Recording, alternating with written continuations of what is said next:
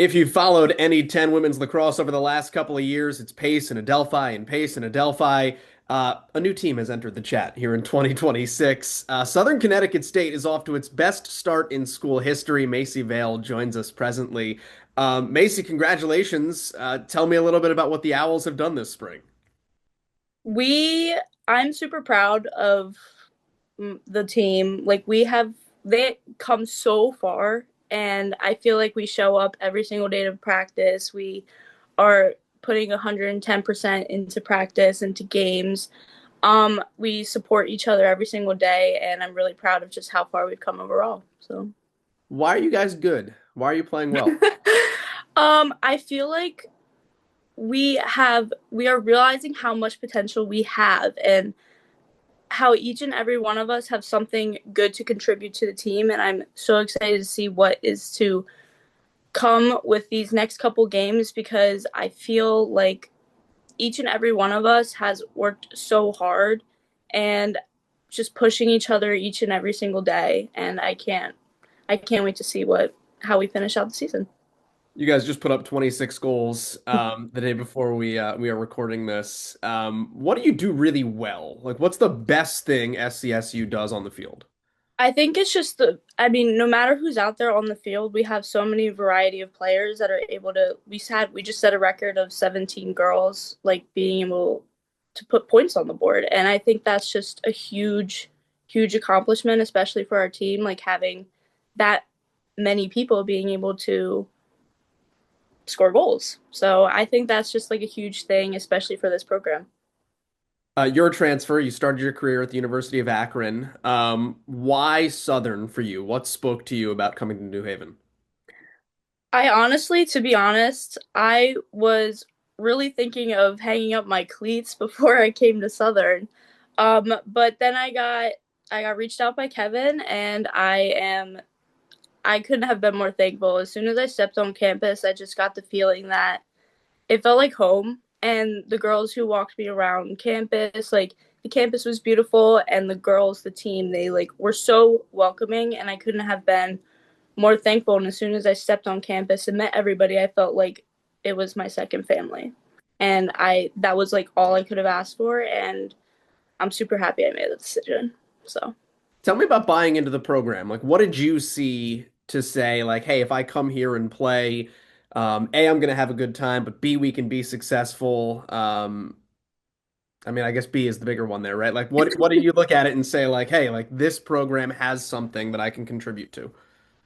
when I got here, I the values that our team had really matched with what I saw. So, not only can we have fun and be like always like laughing and joking around, but when the time comes, like, we're locked in and we're serious, and we can really focus and work on what we need to do, but we can also have that um fun side as well, and be able to joke around with each other. And I think it's just like the balance between the two was really huge for me, and I'm very appreciative of that.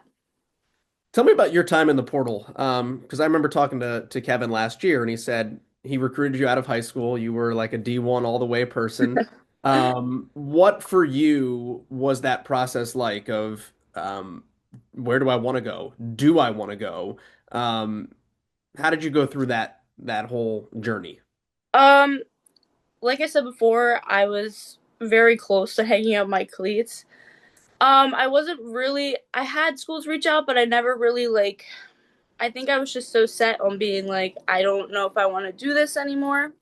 But because I knew Kevin, because he's reached out to me before, some pool, I had a pool to really just go see what Southern's about. And I'm super glad I did, because it ended up being like one of the best decisions I've ever made for myself. So, yeah. Why do you like lacrosse? I see lacrosse as an escape from reality. I love just being able to play, be out with people who also love the sport, and just not have to worry about real life. I get to just have it as an escape, have fun, laugh with my friends, and do something that we all enjoy. So, You're from Maryland. one of the two like uber hotbeds of lacrosse. Don't at me, people. Long Island, Maryland. If you're from somewhere else, I'm sorry.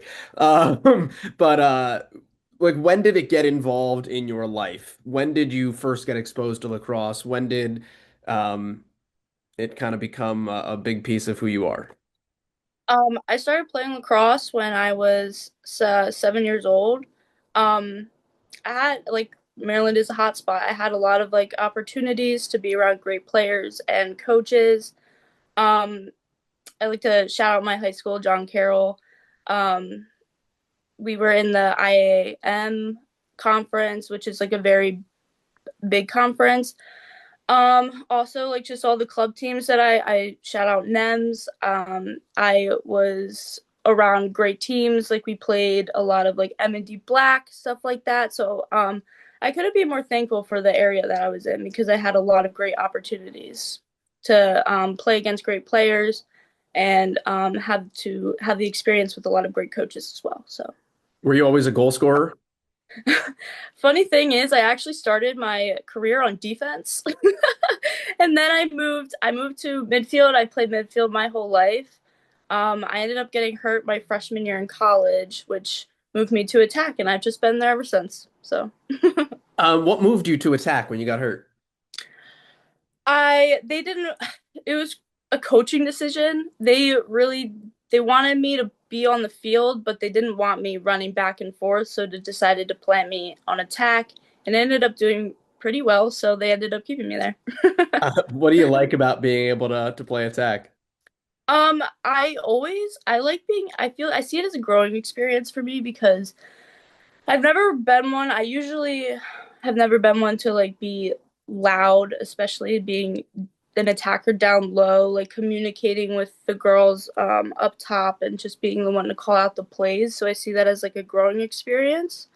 And just being able to um I feel like all over just being able to like lead down low was a huge thing for me.